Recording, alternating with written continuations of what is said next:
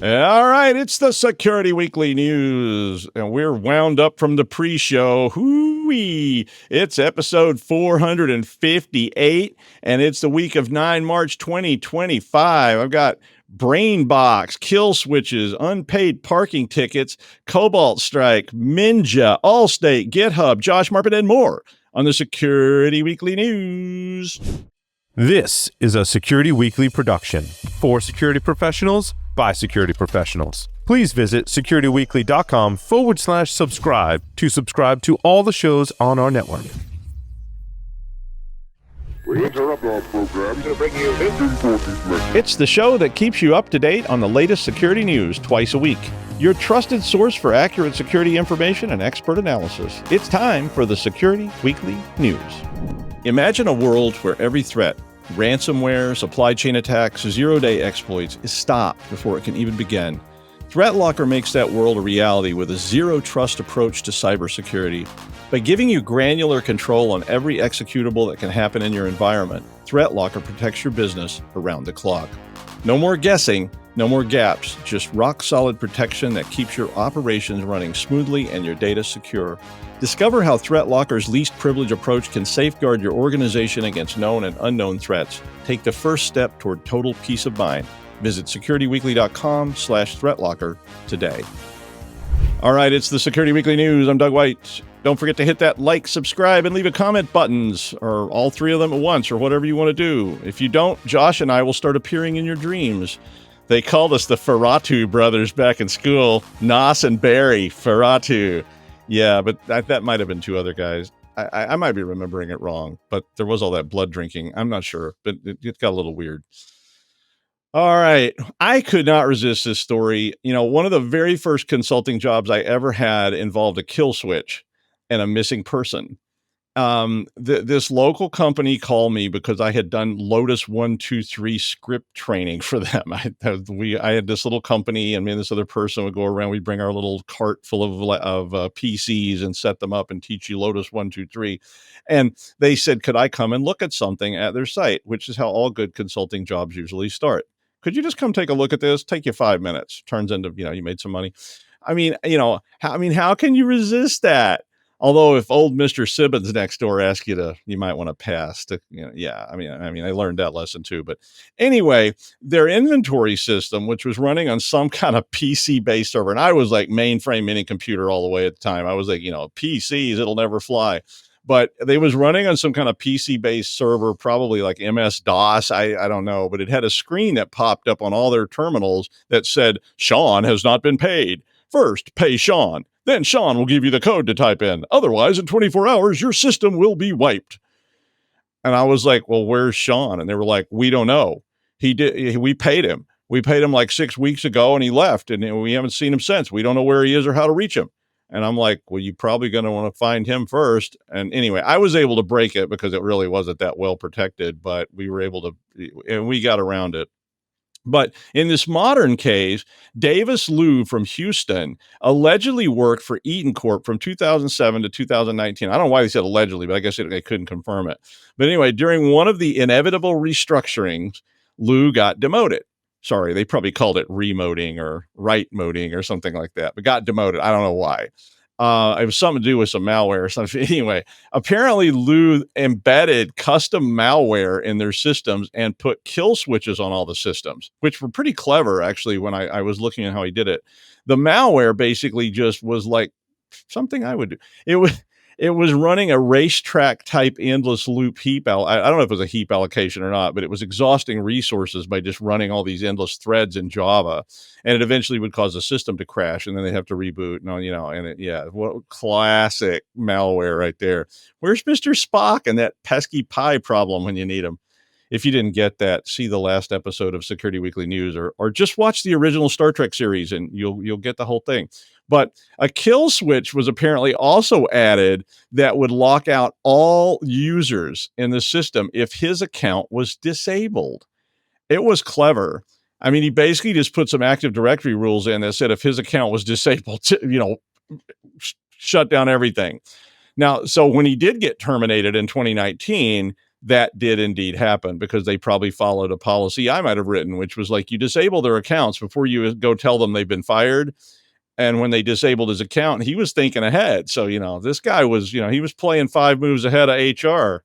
Let me tell you. And I had not thought about people doing stuff like that, but yeah, he did.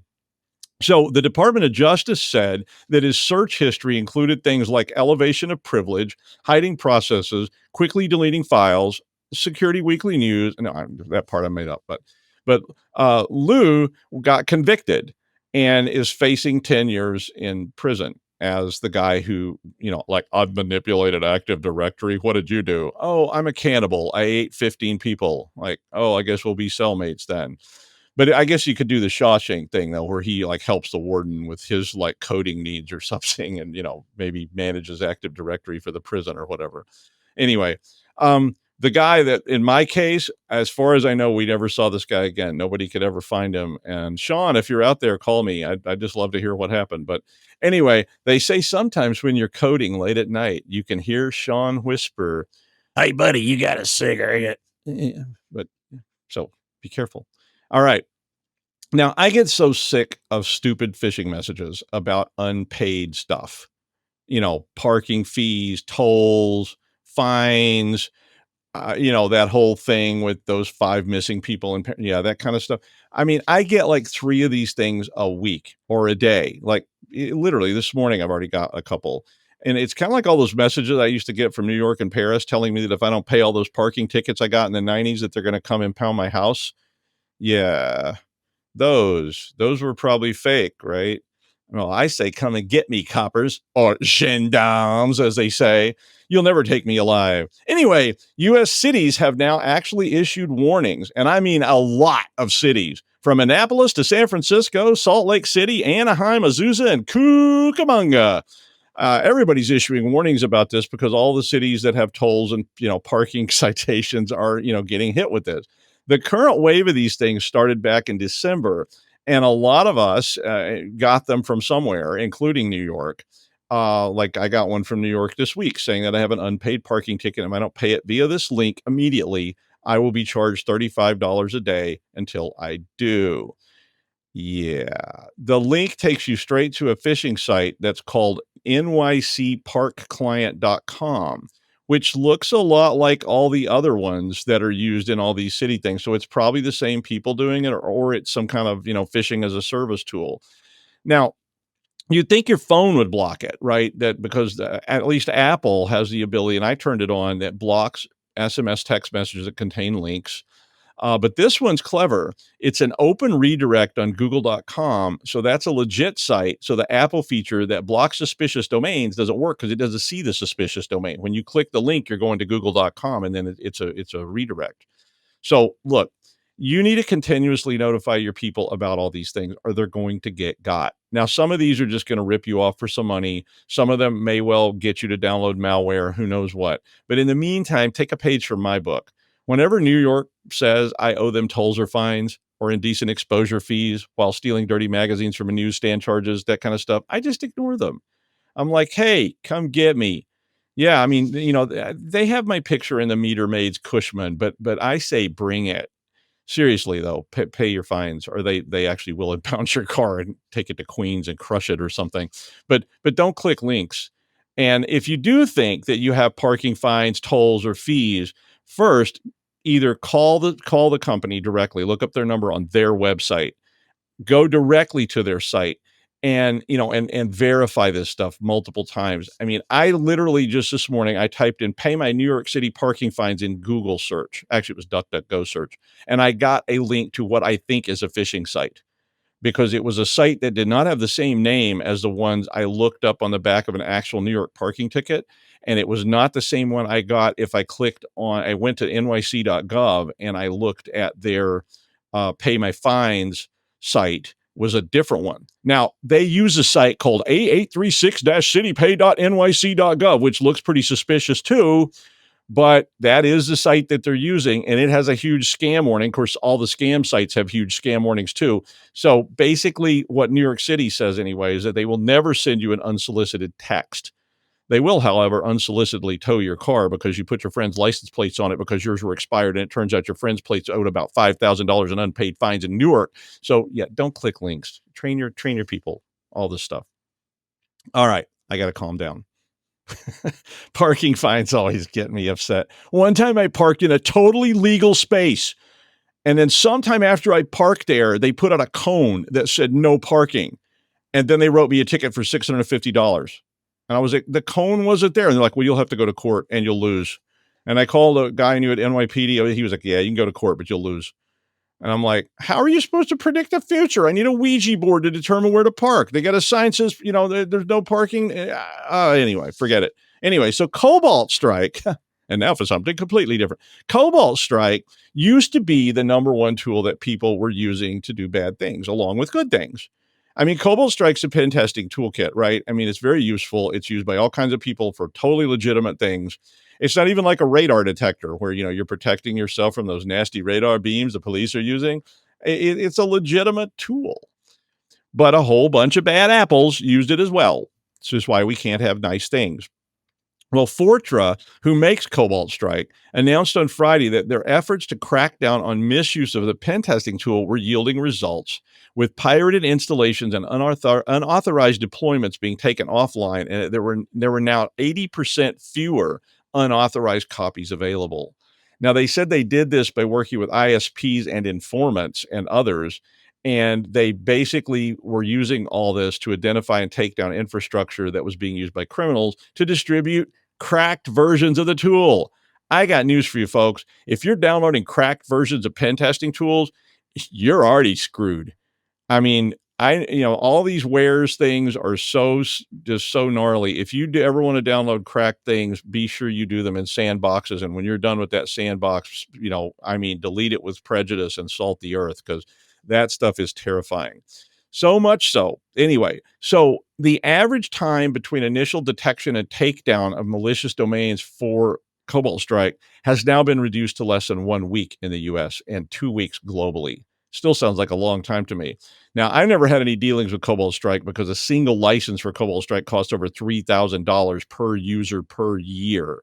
I think that's outside my school budget of $11.95 and some old Subway tokens with pictures of Ed Koch on them, but whatever. Speaking of New York, since we seem to be all over New York today, the state attorney general of New York filed a suit against Allstate and its affiliated companies on charges of illegal parking? No. Failing to protect customer data when estimating car insurance quotes because they had a pair of data breaches in 2020 and 2021. And they exposed 165,000 accounts in New York State.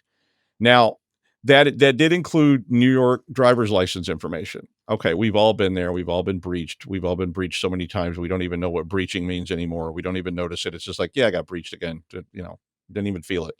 But after that first breach, the company is alleged to have failed to notify authorities. They left open the avenues of attack so that they got attacked again, and then they allowed another attack to occur on the heels of that. And all this is, of course, is alleged. So sorry, Allstate. I don't know if you did it or not. I'll leave it to you in the courts to determine. But what I am glad to see, and reason I put this story up, you should think about these things.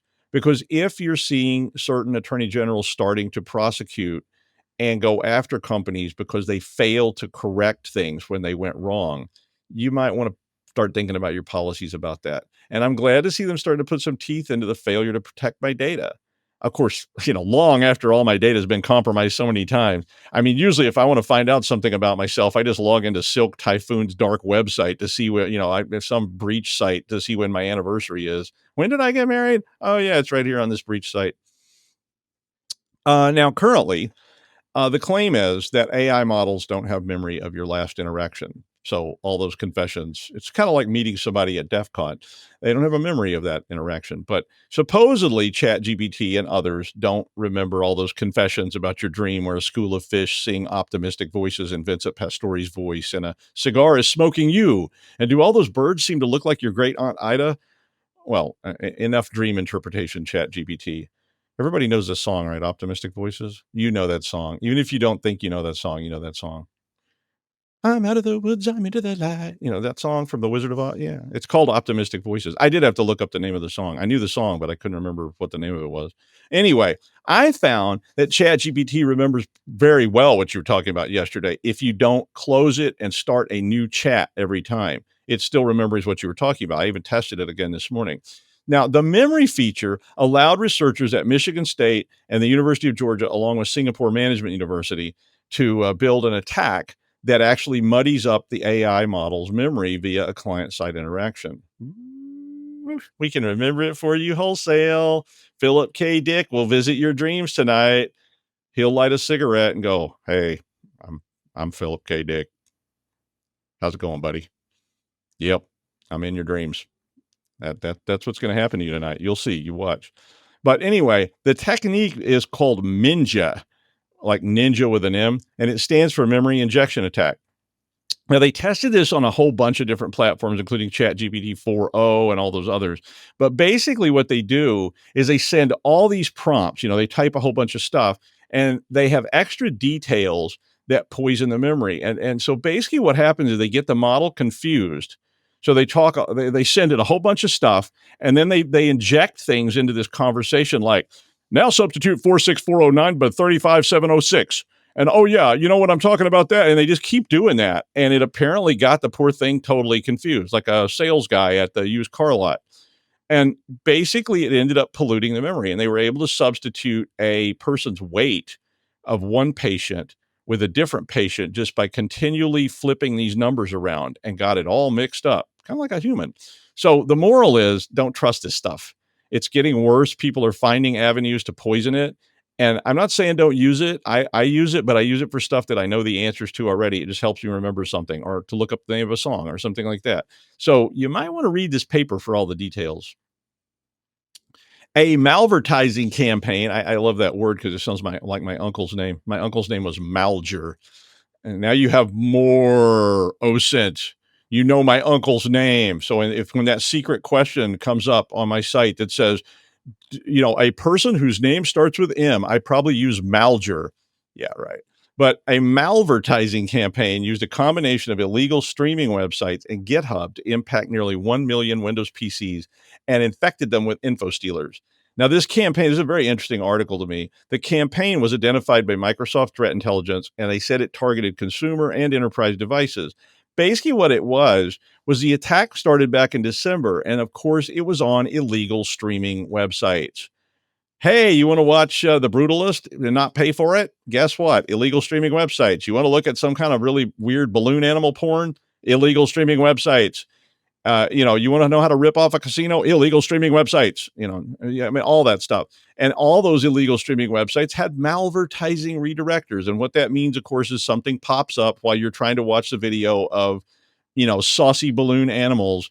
And it pops up and says, you've got this, click here, with a big flashing thing, that looks like 1985. But the redirectors led the victims to an intermediary site. And that intermediary site looks legit, and it's got either malware or tech support scams or who knows what. And all of those were being redirected to GitHub for the most part. And GitHub was hosting all the malware. Now, another payload, they did find a payload on Discord and one on Dropbox. So the redirect chain had 4 or 5 layers in it, and each layer did something. So it's sort of progression. And one of the layers just redirects you. One of the layers is dropping files or scanning your system for info, maybe even putting up information about your system and going, yeah, this is why you have a problem. The tips that they provided included a lot of things, like ensuring that tamper protection is all these things are from Windows Defender, but tamper protection is enabled, enable network protection and web protection, running endpoint detection and response in block mode to block malicious artifacts, and so on. Wait, what's that down in the corner of the screen right there? Threat Locker, endpoint detection. Our sponsor? Oh, I don't know. They didn't pay me to say that. Well, I guess they kind of did. No, they didn't. But anyway, that kind of thing. So don't kid yourself. Your users are going to click on something. They're going to go to illegal streaming sites to watch the latest movie that just came out illegally or whatever. And it's just like a kid licking the subway pole. They're going to get virtual pink eye, and they're going to spread it to you. And you're going to spread it to everybody else. And the next thing you know, it's just absolutely disgusting. Pink eye is gross. I did see a kid licking the subway pole more than once. I saw one licking the subway floor one time and going, "Mommy, this tastes weird." And I'm like, "Oh my God." The little kid was just down there on his hands and knees licking the floor. And I'm like, yeah, they wonder how the human race survived. I mean, a cat wouldn't do that. Lazarus, here we go with Lazarus again. Well, we all have heard lots about North Korean hacker collectives in the last couple of weeks. Well, Lazarus is now trying to launder and extricate all the money from the crypto heist that they have now taken credit for. Yeah. So, well, they actually managed to get the CEO to actually redirect it. So it was a kind of hack, but they transferred 1.5 billion in crypto. Problem is, what do you do with the illegal crypto? If nobody accepts that crypto and there's no way to get cash for it, and they need cold hard cash so that they can pay other people for weapons. So far, apparently, they've managed to launder about $300 million of the heist, and they're apparently really good at this. So basically, that's going to cover the cost of that missile that Dear Leader asked to be delivered at the birthday party or whatever. So the heist occurred 2 weeks ago, and basically everyone's trying to prevent them from converting it into usable cash.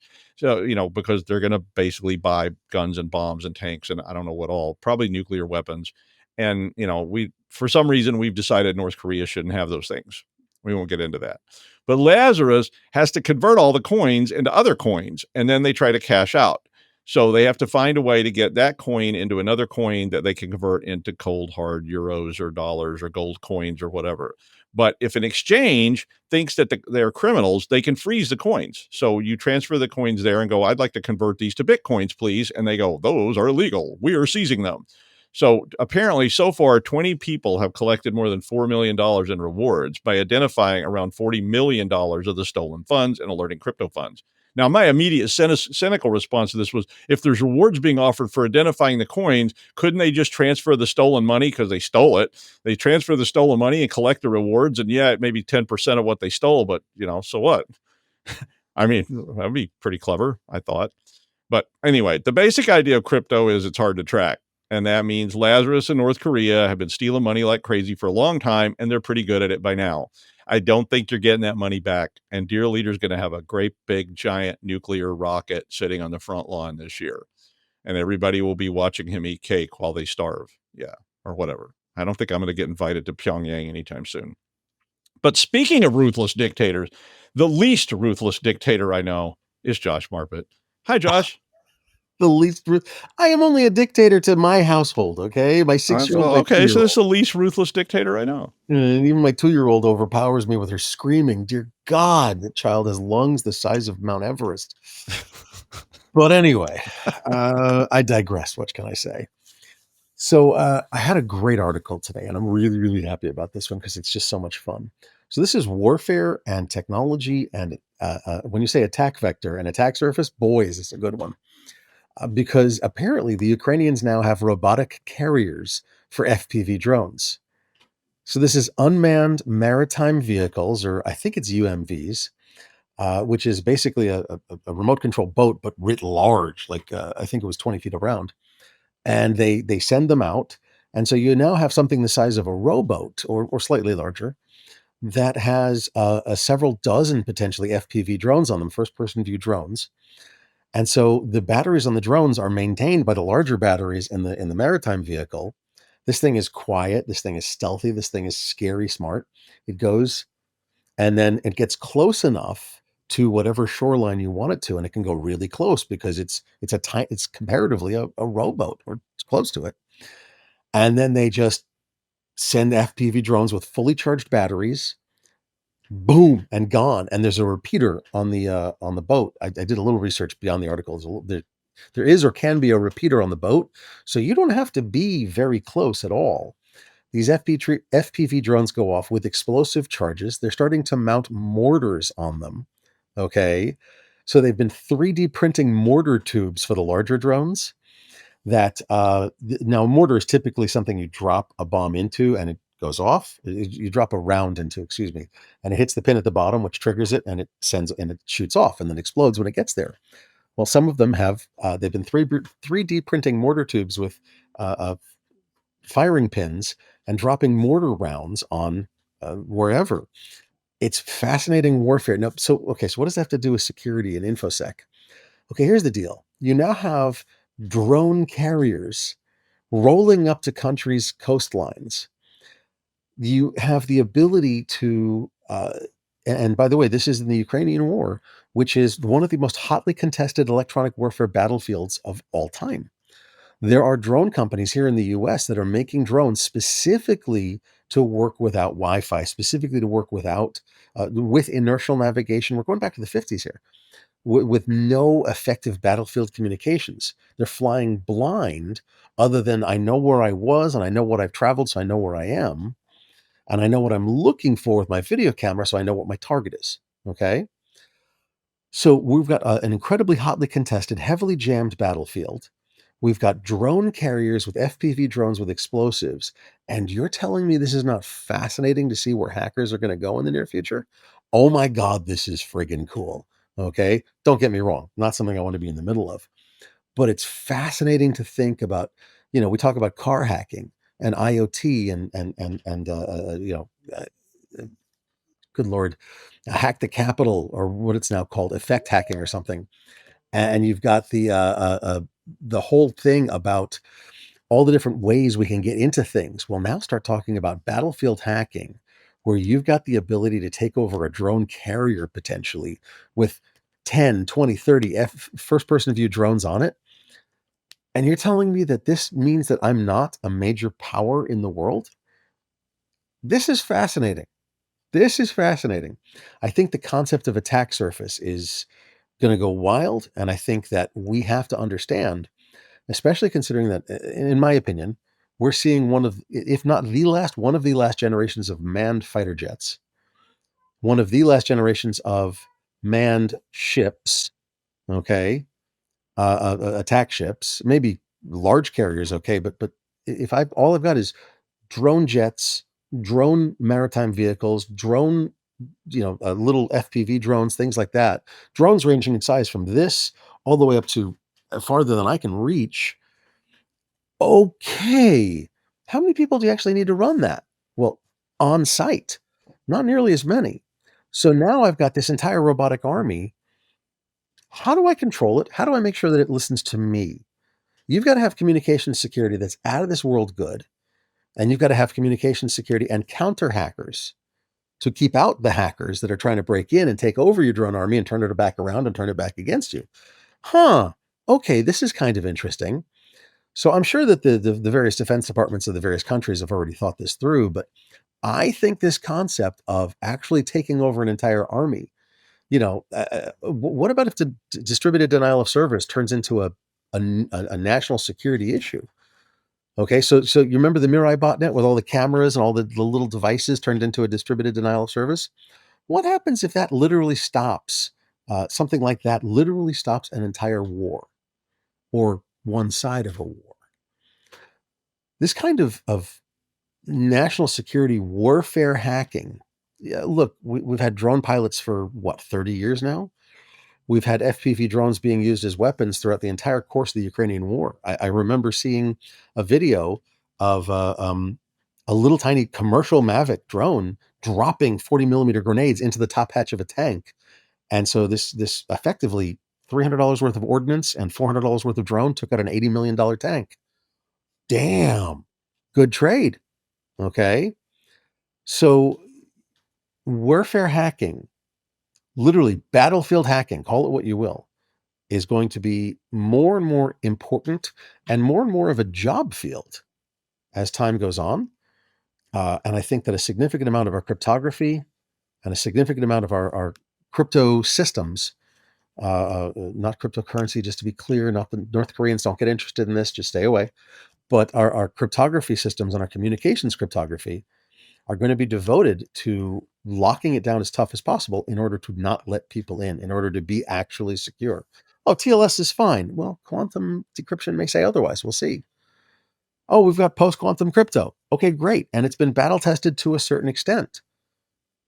But when it's this heat of battle, people do interesting things that are very, very clever. Let's see what happens. Back to you, Doug.